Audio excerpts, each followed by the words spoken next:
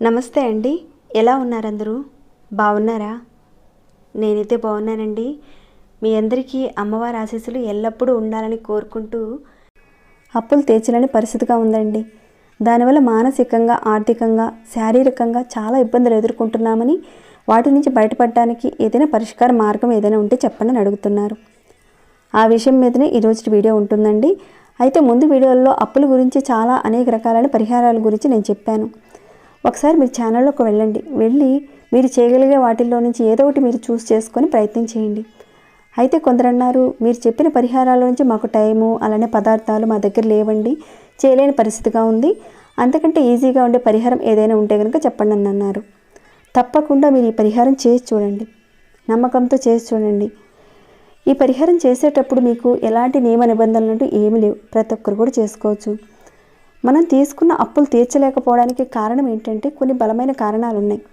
వాటిల్లో చూసుకున్నట్లయితే మన జాతకంలో కొన్ని సందర్భాల్లో మనకి శని భగవానుడు కానీ, రాహుకేతువులు కానీ నీచంలో ఉన్నప్పుడు, అప్పుడు మీరు తీసుకున్న రోజున సమయము సందర్భాన్ని బట్టి మన నక్షత్రానికి అనుకూలమైన రోజు లేనప్పుడు, మీరు అప్పు తీసుకున్నప్పుడు, ఇలాంటివన్నీ కూడా ఉన్నప్పుడు ఒక్కోసారి అప్పులు తీర్చలేని పరిస్థితిగా ఉంటుంది. అప్పులు తీర్చడానికి ఎంతో కష్టపడుతుంటారు. డబ్బులు ఉన్నవాళ్ళు కూడా ఇబ్బంది పడుతూ ఉంటారు. ఎందుకంటే చాలామంది ఉద్యోగస్తులు credit cards, house loans, vehicles, అది చిన్నదైనా పెద్దదైనా ఏదైనా కావచ్చండి, ఏవైనా మీరు తీసుకున్నప్పుడు అలాంటి వాటి మీద అప్పులు చేయడంతోనూ, లోన్ తీసుకోవడము, ఫ్రెండ్స్ దగ్గర చేయి చాపి తీసుకోవడము, ఆ తర్వాత మీరు ఇవ్వలేని పరిస్థితిగా రావడము, ఈ రకంగా గడిచిపోతూ ఉంటుంది. పోనీ డబ్బులు వచ్చాయి, అప్పు తీర్చేద్దాం అనుకుంటారు, అనుకోకుండా ఖర్చులు రావడము, అవసరమైన దానికంటే కూడా వేరొక దానికి ఖర్చు పెట్టేయడము, దాంతో తీర్చలేని పరిస్థితిగా ఉంటుంది. ఇలాంటి ఇబ్బందులతో మీరు బాధపడేవారు తప్పకుండా పరిహారాన్ని చేసుకోండి. మరి ఏ రకంగా చేయాలి ఏంటి అనేది ప్రతి ఒక్క విషయం చెప్తానండి.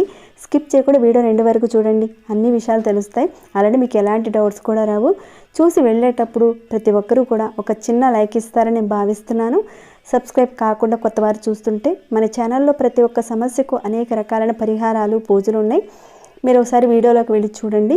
వెళ్ళి చూసి మీరు చేయగలిగే దాన్ని, మీ సమస్యకు తగిన ఏదైనా ఒక పూజను కానీ పరిహారాన్ని కానీ ఎంచుకొని ప్రయత్నం చేయండి. మీకు వచ్చిన మార్పుని, ఫలితాన్ని నాతో షేర్ చేసుకోండి. అలానే చాలామంది అప్పుల బాధలతో సతమతం అవుతూ ఉంటారు కదండి, నమ్మకంతో చేయండి, మంచి ఫలితం ఉంటుంది ఈ పరిహారం చేయడం వల్ల. ఇక మొదటి పరిహారంగా చూద్దాము. ఈ పరిహారానికి కావాల్సింది కొబ్బరికాయ అవసరం ఉంటుంది, అలానే ఆవాలు అవసరం ఉంటాయి, ఎర్రటి దారం, కాస్త నెయ్యి, సింధూరము, ఇవన్నీ కూడా అవసరం ఉంటాయి. ఎలా చేయాలనేది చెప్తానండి. మీరు ఇక్కడ గట్టిగా గుర్తుపెట్టుకోవాల్సింది ఏంటంటే, మీరు ఎప్పుడైనా సరే అప్పు చేయాలనుకుంటే మంగళవారం రోజున మాత్రం చేయకండి. మీరు బుధవారం రోజున అప్పు తీసుకోవచ్చు, మంగళవారం రోజున మాత్రం మీరు అప్పు తీర్చుకోవచ్చు. అంటే మీరు మంగళవారం రోజున మాత్రం అప్పు చేయకండి, కానీ బుధవారం రోజున మీరు అప్పు తీసుకుంటే అప్పును తొందరగా తీర్చగలుగుతారు. ఈ ఒక్క విషయం గుర్తుపెట్టుకోండి. మొదట మీరేం చేస్తారంటే కొబ్బరికాయ తీసుకోండి. దీన్ని మీ పూజా మందిరంలోనే చేసుకోవాలి. ఈ పరిహారాన్ని మీరు చేయాలనుకున్న ముందు రోజునే బాగున్న చక్కగా ఉన్న కొబ్బరికాయ తెచ్చుకోండి. ఏ రోజు చేయాలి ఏంటి అనేది కూడా చెప్తాను. మీరు కాస్త సింధూరం తీసుకోండి ప్లేట్లోకి, దాంట్లో కొద్దిగా నెయ్యి వేసి పూర్తిగా చక్కగా పేస్ట్లా తయారు చేసి పెట్టుకోండి. సింధూరం గురించి మనందరికీ తెలిసింది, ఆంజనేయ స్వామికి ఎంతో ప్రీతికరమైందని సింధూరంతో ఈ పరిహారం మనం చేసుకుంటున్నాం. మీరు సింధూరం కాకుండా కుంకుమతోనూ అలానే వేరే ఇతర వాటితో మాత్రం చేయకండి, కేవలం సింధూరాన్నే ఉపయోగించాలి ఈ పరిహారానికి. అలా కలిపిన సింధూరంతో కొబ్బరికాయ మీద చక్కగా స్వస్తిక్ గుర్తు వేయాలి. మొదటగా మీరు ఒక చిన్న పాయింట్ పెట్టుకొని, ఇక్కడ నేను మీకు చూపిస్తూ ఉన్నాను కదండి, అదే రకంగా మీరు స్వస్తిక్ గుర్తు వేయండి. అపసవ్య కాకుండా సవ్య స్థితిలో వేయండి. ఈ పరిహారాన్ని మీరు చేసేటప్పుడు ఖచ్చితంగా మనసు పెట్టి చేయండి. ఎప్పుడైనా ఇలాంటి చిన్న చిన్న పరిహారాలు చేసేటప్పుడు ప్రకృతితోనూ అలానే పదార్థాలతోనూ, నమ్మకంతోనూ, దేవుడి మీద విశ్వాసంతోనూ, ఇంకా భక్తితో చేసేదాన్ని బట్టే ఉంటుందండి అక్కడ ఫలితం అనేది.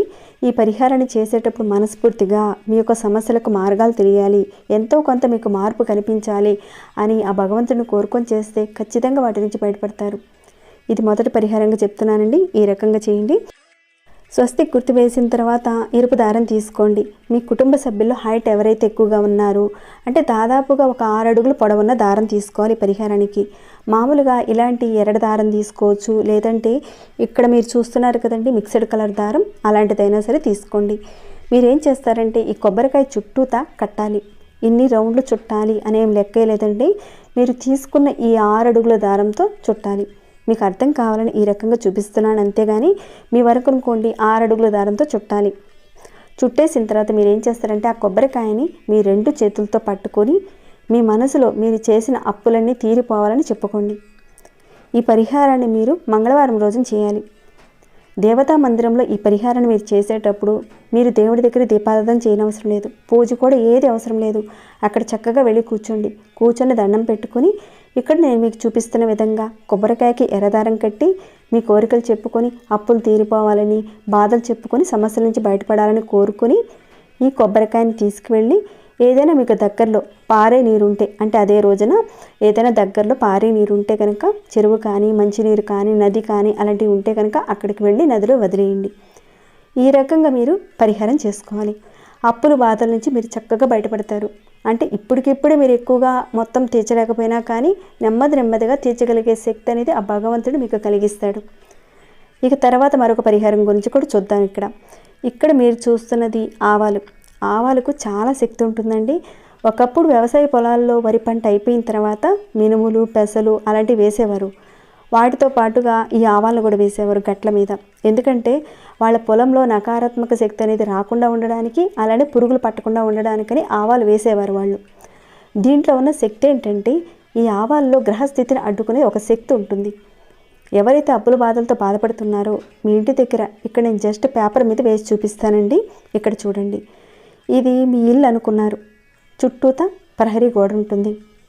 దాని నుంచి కానీ లేదంటే బయట వైపు నుంచి కానీ మీరు ఇక్కడి నుంచి మొదలుపెట్టి చుట్టూతా ఆవాల్ని కాస్త చేతిలో పట్టుకొని కాస్త వేసుకుంటూ తిరిగి మీ ప్రధాన ద్వారం దగ్గరికి రావాలి.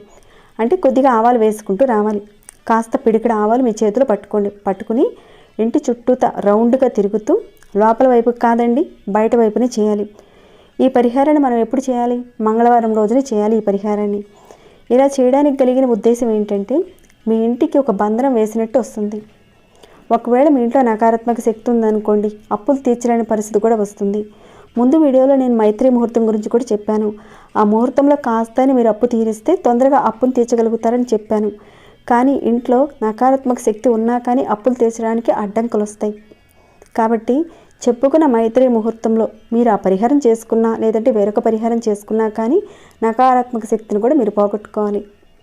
ఈ విధంగా మీరు మంగళవారం రోజున చేయటం వల్ల మీ యొక్క ఆలోచన విధానం మీద పనిచేసే ఆ నెగిటివ్ ఫోర్స్ అనేటివి తగ్గి అప్పులు తీర్చడానికి మార్గాలు మీకు తెలుస్తాయి. ఒకవేళ మీరు నెలసరిలో ఉన్నా కానీ ఏ ప్రాబ్లం లేదండి. ఒక 5 మంగళవారాల పాటు ఖచ్చితంగా చేయండి. ఈ రకంగా 5 మంగళవారాలు పూర్తయ్యేసరికి మీకు అనేక రకాలైన మార్గాలు తెలుస్తాయి అప్పులు తీర్చడానికి. చేసిన తర్వాత మీరే చెప్తారండి చాలా మంచి పరిహారం చెప్పారని. ఇక్కడ యూజ్ చేసిన పదార్థాలు మాత్రం తప్పకుండా వాడండి, వేరే ఇతర పదార్థాలను మాత్రం వాడకండి. ఒకవేళ ఈ పరిహారాన్ని మీరు చేయలేని పక్షంలో ఒక సమస్యకు ఎన్నో రకాలైన మంత్రతంత్రాలకు సంబంధించిన పరిహారాలు ఎన్నో ఉన్నాయండి. అన్ని తంత్ర పరిహారాలు శక్తినిచ్చేటివే, ఫలితాన్ని ఇచ్చేవి. కాబట్టి ఆ పరిహారాల్లో నుంచి ఏదోటి మీరు చేసుకోండి. మంచి ఫలితాలు మీరు పొందాలని నేను కోరుకుంటున్నాను. ఇక ఈ వీడియోని ఇద్దరితో ముగిస్తున్నానండి. ఇంకేమైనా డౌట్స్ ఉంటే అడగండి, తప్పకుండా రిప్లై ఇస్తాను. అలానే మీకు ఎలా అనిపించింది అన్నది కూడా కాస్త కామెంట్ రూపంలో నాకు తెలియచేయండి. లైక్ చేయని వారు ఇంకా చూస్తుంటే వెళ్ళేటప్పుడు ఒక చిన్న లైక్ ఇచ్చేసి వెళ్ళండి. సబ్స్క్రైబ్ కాని వారు మన ఛానల్కి సబ్స్క్రైబ్ చేసుకోండి. ప్రతిరోజు మన ఛానల్లో ఉన్న వీడియోస్ చూస్తూ ఉండండి. మరొక భక్తి వీడియోలో మళ్ళీ మిమ్మల్ని కలుసుకుంటాను. అంతవరకు సెలవు.